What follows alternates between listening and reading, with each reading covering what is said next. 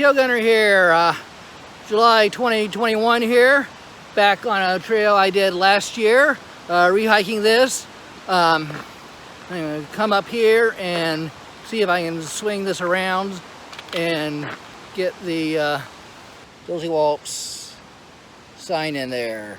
That's not very good, is it? But anyway, we are head up to Dosewallips Campground for tonight. Passing Elkhorn right now, and then we'll head back up the North Fork of the trail, which we did last year. To the 20 odd people who watched that video last year, thank you. I'm actually going to try to combine these two videos into the video from last year and the video from I'm shooting this month into a better video for that section. I'm planning to go in further and stay longer than I did last year. For now, I'm going to shut this off, and I need it's overcast, which is thankful because we're coming out of a really hot streak of weather here. We got to make miles before the sun sets. So we will see you up at Dosewallips, maybe. All right, this is what happens when you combine 100-degree days. Probably only 80 out here in the Olympics, but with an existing snowpack. This waterfall is just raging. I've not seen that much water come over that before, and I've been up this area at least 4 or 5 times. All right, good morning, Tail Gunner here. We are here at Dosewallips Campground, ready to hit up the main fork. We are packed up because where's the pack? There's the pack. The forecast was, of course, for no rain, which means we're having light sprinkles right now. Common for the Olympics that we don't have accurate forecast. They call it a rainforest for some reason. Anyway, so I didn't actually have the rain fly on the tent last night and got up about 5 a.m. when the rain started. All right, so it's about 8 o'clock. We've got 8.8 miles to Deception Creek Campground. It's going to be a long day for me, as that is elevation gain, and I am not ready to do that, in shape to do that easily, but I've got all day to do it. All right, I'm going to shut this off because it's raining. All right, as we come along the Dosewallips River Trail here, we come to our next decision point. It is a fork in the trail. Down here is off to the left goes up the west fork of the Dosewallips River. Off to the right goes up the north fork, or the main fork of the Dosewallips River. You can see there on the first sign, go that way, you go over Anderson Pass. It leads into the Quinault River Valley and the Enchanted Valley. If you've got 5 days, that is an absolutely stunning hike to go from Dosewallips to the Quinault and out Graves Creek Campground, or vice versa. I've not gone all the way through. I've done both ends. There's a little middle section I haven't done. But today we are going a new direction, a direction I have never gone before. We're going up that way, up the main fork. That will lead on to Hayden Pass, and eventually if you go over that, you get into the Elwha Valley, which is, and if you get really ambitious, you can connect those two by going over Low Divide and make an 80-mile loop if you got a week and a half. And all the maps show that there's a campground at Doe's Forks. This is basically Doe's Forks because this is where the two forks of the river, the West Fork and North Fork, come together. However, you're standing here, there is no indication of which way the campground is. From experience, I can tell you it is off to the left. You go down up the West Fork and you'll hit the campground. Going up, I don't know what's up there, so I'm heading up that way, and that will be our next report. All right, what we have here is called a blowdown. It's not unlike yesterday where we were going through the past forest fire. There's been no fire here apparently, but you can see that a microburst of wind that brought down all these trees. We had looks like about a half dozen at least trees that crossed the trail. So a big shout out to trail maintenance. I don't know whether they did chainsaws or hand saws, but someone has done a lot of work to cut the trail back open. I don't know how old this blowdown is. It was probably a couple years old, but they happen, and every year I see trail reports of such and such trail has a blowdown, which is difficult to cross. Yeah, these are not fresh cuts, so these have not been cut this year. Tail gunner here. We're a good mile, about a mile and a half past Doe's Forks. Now we're starting to look up the North Fork of the Dosewallips River.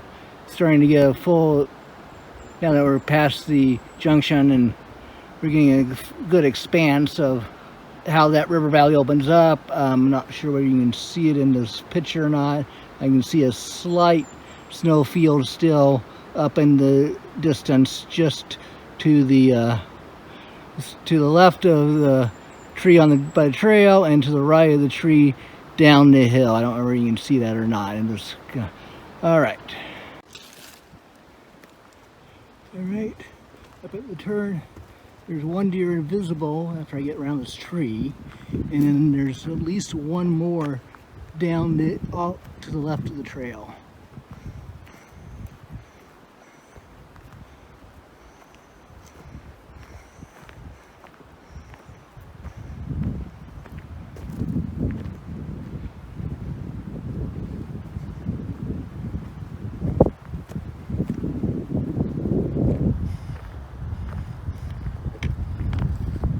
Sorry for the interruption there. I'm not going to talk a whole lot here as I come up on her.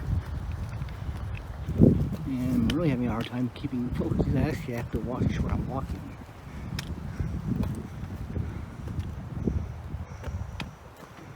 There they go. We got two going up the hill. There goes three.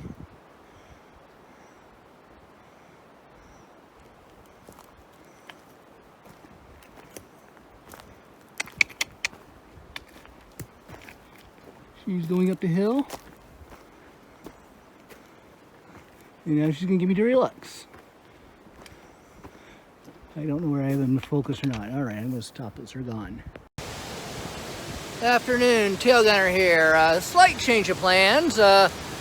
We decided to go ahead and stop a little bit earlier for lunch rather than going to where I camped last year.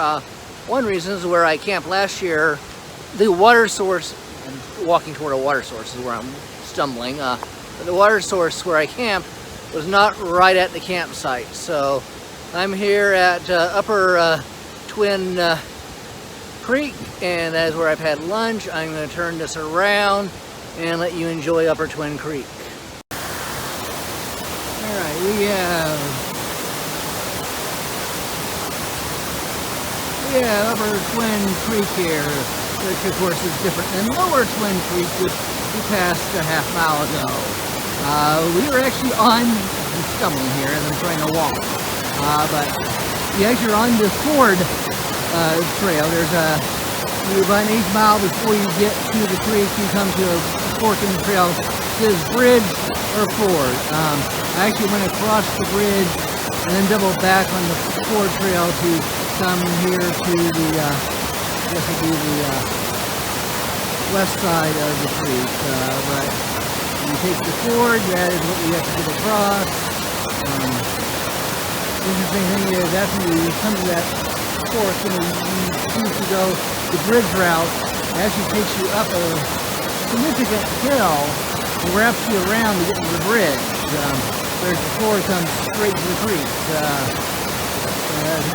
a trade-off for people who might consider rock hopping rather than doing a pointless up and down. Alright, I'm going to shut this off.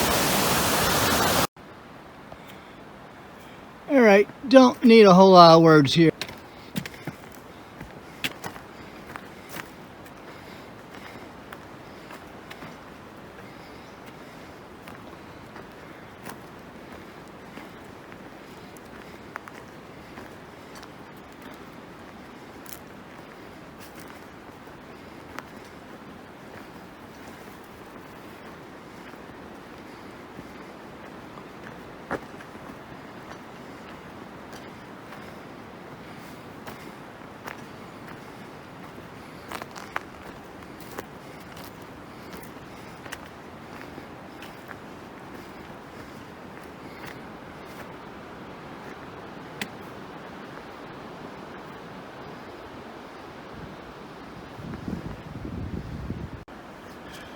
Well, after being along a ridge, not a ridge line, but sloped hillside where we got drop off on one side, on uphill on the other side, we have broken into a more open gradual area. That is where we came from down there. Up in there, I do not know who might be hiding and watching me. Spin around looking downhill toward the river. I can tell it's quite a distance away from the muffled sound. Spin around this way. That is the way we are going. We are probably about a mile short of where I stopped last year, which I don't want to stop at, but it remains a possibility. It's 4 o'clock now. Where I'm supposed to be, Bear Creek Camp, is another 3 miles past that. And I'm unaware of any camping in between those two spots. This is where we have our candy bar break. And I have now washed the candy bar down with some water. So now we're going to put the backpack back on. Tail gunner here. We have made it back to Bridges Creek, where we actually stayed and turned around on our first trip up here. This is where there is a bare wire there, and I'll show you in a bit the trail going up to the campsite behind here. There is a stream right around the corner that I think you can hear. So that might be where we are spending tonight. This is actually a campsite that's obviously official, but is not on certain maps, not on the maps I have, not on the Recreation Gov website, but it was mentioned at the trailhead.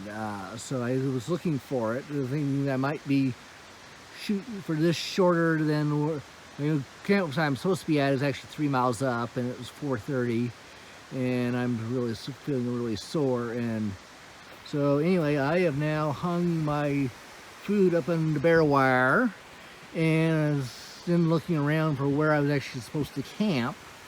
Bare wire means there's a campsite somewhere, and lo and behold, I figured out that it looked like there was something up above here. So I started following this obvious trail. There's a sort of a sign that there's a rock on top of a tree, which looks sort of unusual up there. So I figured that probably is a pretty good clue to go underneath the low bridge. There, of course, is one really boring site down here. So we're continuing up the trail. We come to this tree that has fallen over, about 4 foot clearance at the best. And so going down and under, this gets really tricky when you have a pack on. Come back up this way, and lo and behold, you come to this fantastic campsite up here. So this is where I'm dropping anchor for the night. We're having some delicious ramen with tuna thrown in. And back there is where we're going to dig cat holes. There's no outhouse here. So other than that one dead tree right there, right directly in line with my tent, this is a really great place. I do have a large rock on the other side of my tent, so I don't think it's coming down, but if it does, I'm taking that large rock on the other side to save me. All right, so I got one of the premium spots. Someone could sit up on the other side, and there's also another little pad up there. So you could get multiple people in here, or it's really a great place for a large party. Turning back around, you can see I'm basically invisible from the trail down there. Obviously my bear bag hanging is a site clue that this place is occupied. There's no other campsites within 3 miles of this place, and So I think got the social distancing down. All right, I was warned about this yesterday on guys coming out. It was not here when they came in. It was here when they came back out. So trail crew's not been lax. It's just that it's come down in the last couple days. Obviously cannot go to the left as there's a very steep drop off there. It's about 5-6 feet in diameter. Laying pretty much on the trail, right on the corner here. They said you can pick your way going uphill. It's not easy going uphill, but that's essentially your only option, is to climb the bank and go around this thing. So we're gonna put the camera away, grab those trekking poles, get into probably scramble mode with some hands and knees, and see what goes on here. As you can see now, a few minutes later, we are above it. Came along and came up there. That, you got some branches with a real, at crotch level height. You really can't get through right next to it. Here's where it came down. Back through here, it looks like it's easily passable, and then drop back down to the trail past the remaining trunk there that broke. Actually, that's where it came from, right there. And here we are on the flip side of it. This is what you get from coming from this angle, coming back down on it. So yeah, if you're coming along, especially if you're coming out and it wasn't here when you came in, that's quite a surprise coming around the corner. Deception Creek.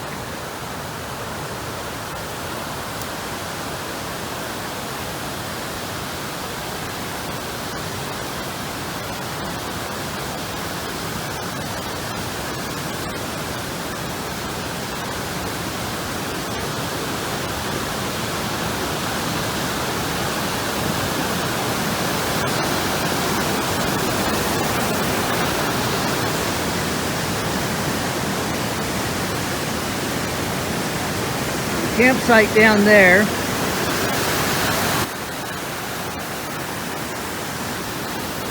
After crossing the bridge, you have one site to the right, down by the creek, or going up a slight hill about 100 feet, you have additional sites along with a privy up there.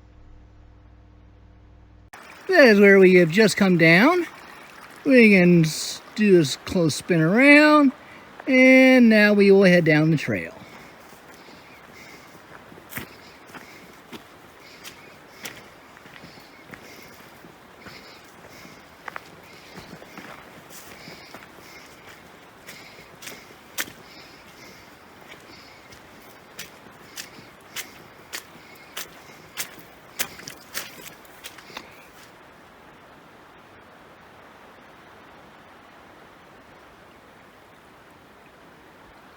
That's a problem.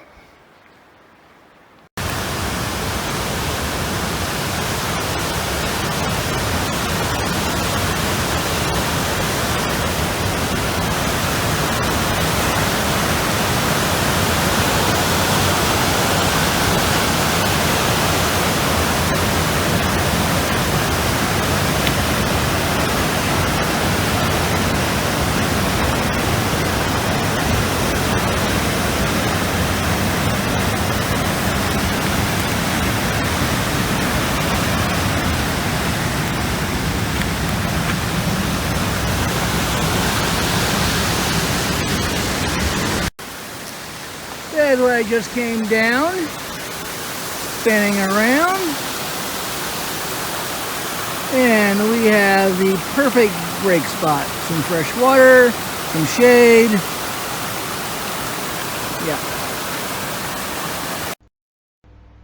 Snowfield on the far side. Same snowfield from the other angle. Now I'm going to try to get the video to go up the canyon, which you cannot see because of the trees. But going up, you can see maybe that there are additional snowfields up there. Hello there, Tail Gunner here. I'm just hanging out here since passing Gray Wolf Junction. We've been in high alpine and had almost no cover. It is a hot day here, and I have stumbled across a very small grove of trees, and as much as I would like to make time, I have to be aware of things like heat exhaustion and dehydration and all that lovely stuff. So we have pulled off trail. We're only about 20 feet off trail, so anyone who comes past these trees from the right side here will probably think I'm a bear and shoot me, but we'll have to take our chances on that. So I'm going to spin this around, and you can see what we've been hiking through. Low brush, prime bear habitat. This is really the first group of trees we come to since the junction.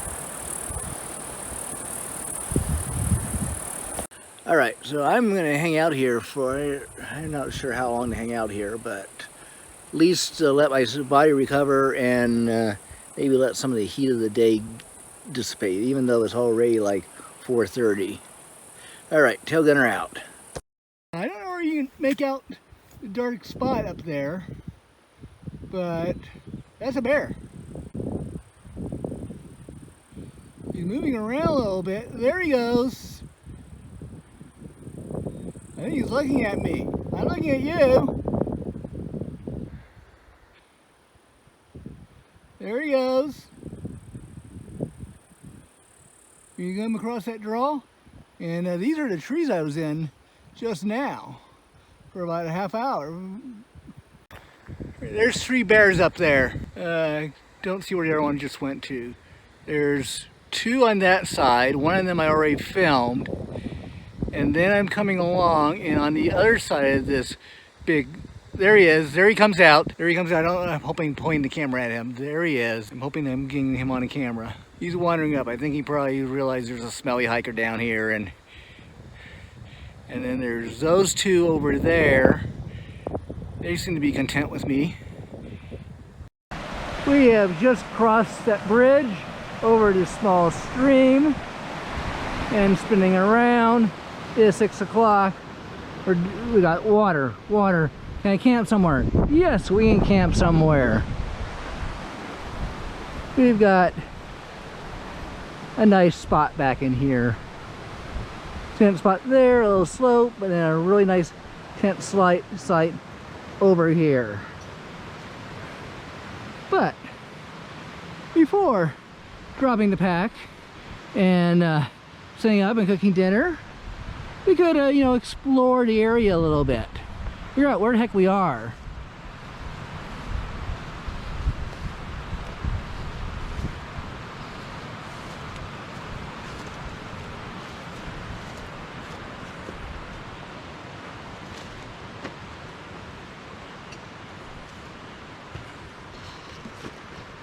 Alright, so a little bit further down you see the bare wire sign.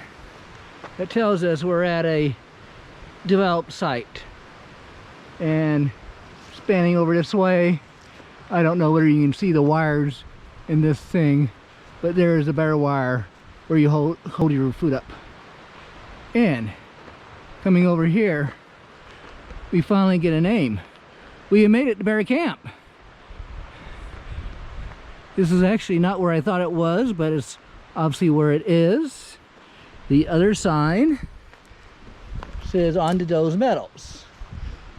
So we got a legitimate campsite, and we have a nice smooth site down here. Perfect for a 1-person tent, or in my case a small 2-person tent. You can go back over here. There's another nice site here. Larger tent. No window makers. That one's already been down. So yeah, we could drop the pack, set up the tent. But hey, there's a trail here. What is this trail? Let's find out. Let's explore a little bit before we get the tent all set up. I believe the Dosewallips River is just through those trees, because I can hear it. I can't see it, but I see trails going over there.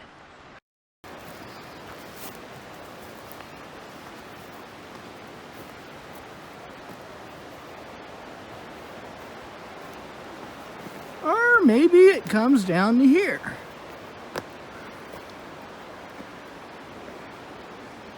As you know, in the 1930s, there were various CCC, or Civilian Conservation Corps, projects to build. Infrastructure, and the Park Service took advantage of that and built shelters in parts of the Olympic National Park.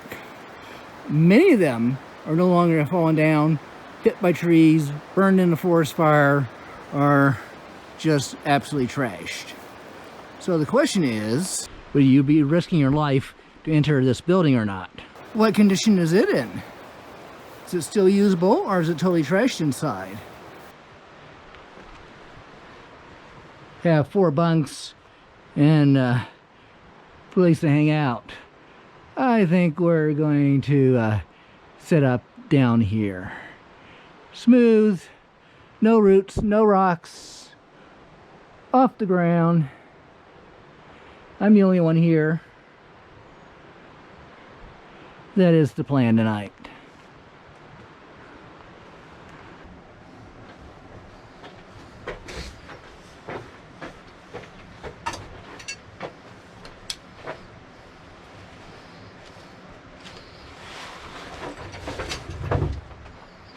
That's all for tonight, folks. I will see you in the morning. Good morning from Bear Creek Shelter.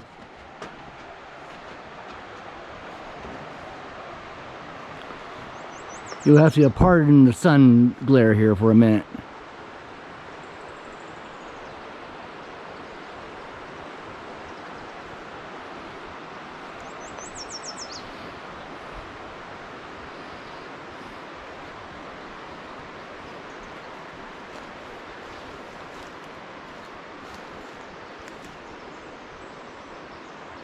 All right, food storage options when in bear country. We're only about probably 2 miles from where I saw those bears, so we know that we were close. There is a bear wire here. That is one option for storing, and as you can see, I've got my dirty pots hanging up there. Burnt spaghetti on the bottom, so definitely do not want that around my campsite.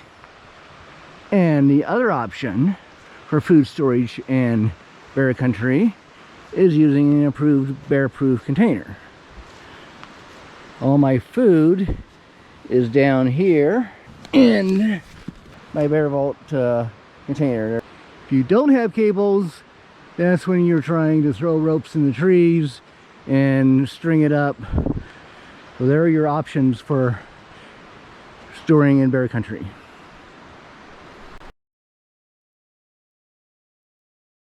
All right, we're coming around that one, but it turns out the trail crew has decided that this one was easier to cut than that one, so the trail now goes around this.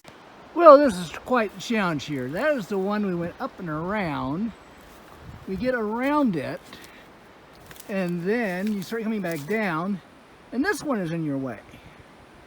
But you come down this way. You see, I have my pack off. I'm going to climb through there, that gap, right there, and put my pack on the other side. And then it looks like we got one more tree over there in this bunch.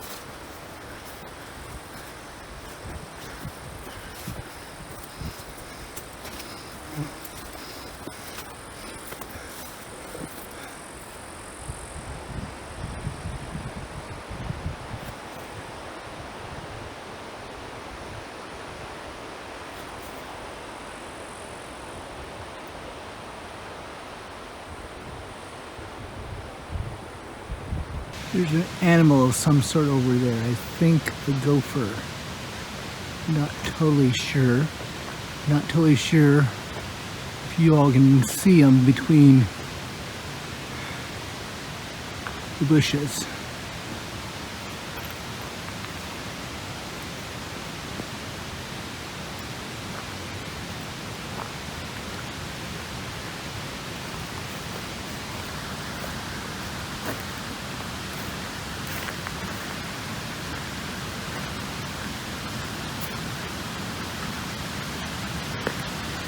Oh, it's a marmot.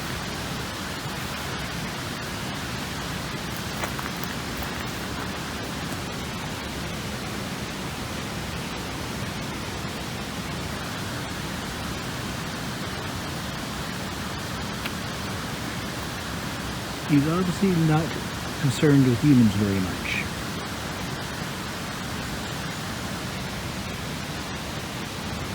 However, I do suspect he has sharp teeth.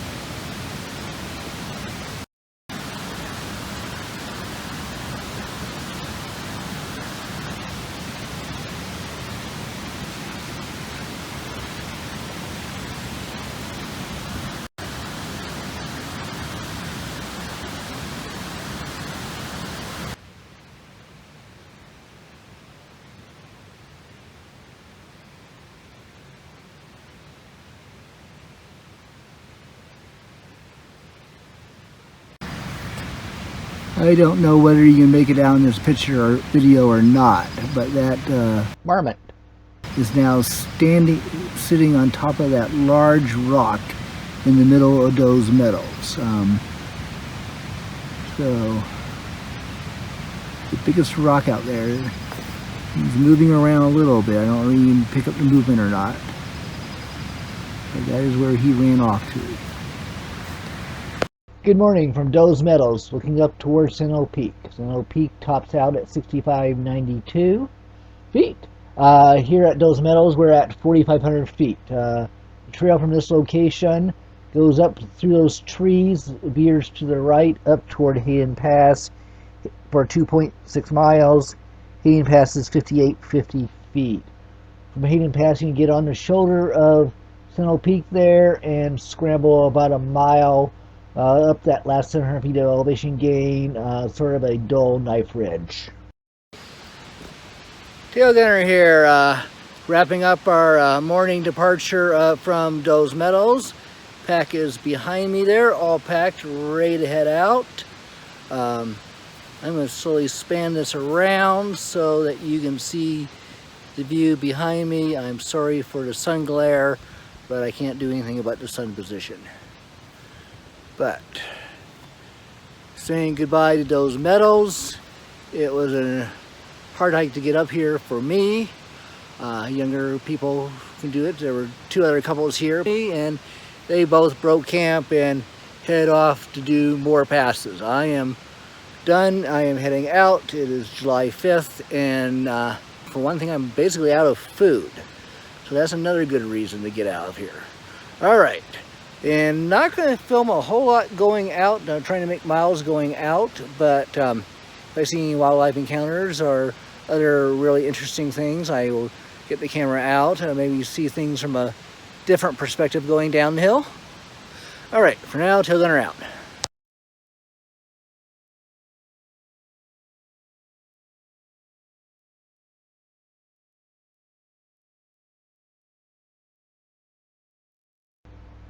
Snowfield on the far side. Tail gunner here, evening of a night here going up to North Fork of the Dosewallips River. Sometimes you're hiking along and you stumble across these little gems. I was actually planning to go for a site another 3/4 of a mile down, but in the back of my mind I was wondering what do I do if it's occupied. There's no other sites that listed or anything, so I was just going to take my chances of going on down there. And then I came across this little thing. So let me turn the camera around and show you where I am. So I just crossed that creek with the bridge. Yeah, I think you can hear the creek running. Turn the camera around. This is the trail I'm heading on down. And then I notice off to the side, you can't even really tell it. There's an opening here, but you can tell there's flat ground beyond the opening. So I was tired enough to investigate. Guaranteed spot for the night. You can see I've got my tent there. Rules of dispersed camping in the Olympics, it's got to be on durable ground, meaning dirt, pine needles, sand, or some sort of rock or pebble. No plant life. So this spot qualifies. There's actually a second tent site up there. Spinning around this way, you can see that there's already been a fire pit built. I've had my dinner there. And since we are in a dispersed site, we have to take proper bear and rodent protections. I do have a bear vault with me, so all the food, smells, bowls, and then that is way back in there. But my problem was I still had my dirty pots. And this is not the best hang. Do not use this as an example, but I have managed to rig up the system to at least give some lip service to hanging tree. Got the heights from the tree up on the hill, came across, tied it onto that tree as high as I could reach, and then slid my cook set up there. And since I'm just down the hill over there,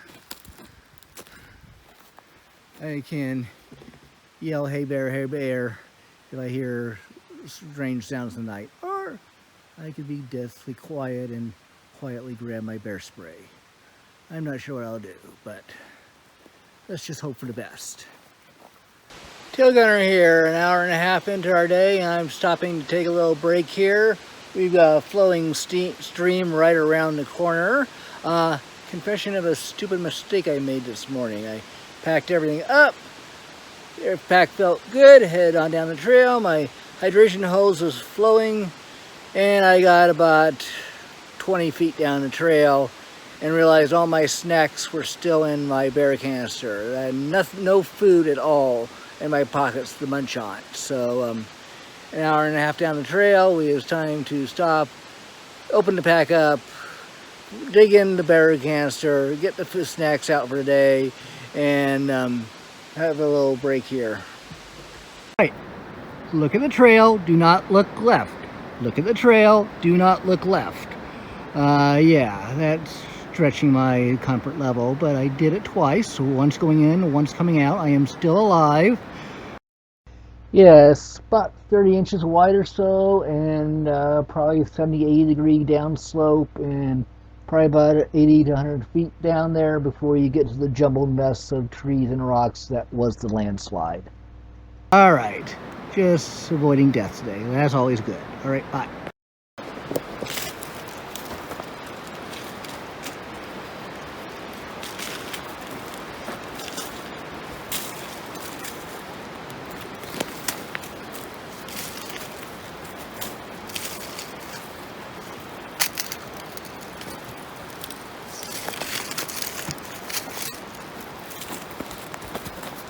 All right, tail gunner here. We are going to end this hike of the North Fork Trail, same place we started it. That's down here at Doe's Forks junction of the North Fork and the West Fork Trail. We're coming up under the sign right now, should be visible right down there, which you of course cannot read. We're swinging around. Is a strenuous climb going up there. Is about 12 miles from here, maybe 11 miles from here. I would recommend doing it in 2 days. I did it in 3 days. However, I just had a gentleman pass me who went up there yesterday and came back today. So it doesn't get steep in any one point, but it's sort of just a continuous climb all the way up with not a lot of breaks. But as you can see in the video, earlier in the video, the views are well worth it if you're physically capable of doing it. All right, and now we're going to spin around and head on down to Dosewallips Road and the Dosewallips Campground We'll spend the night before heading back to the car tomorrow morning.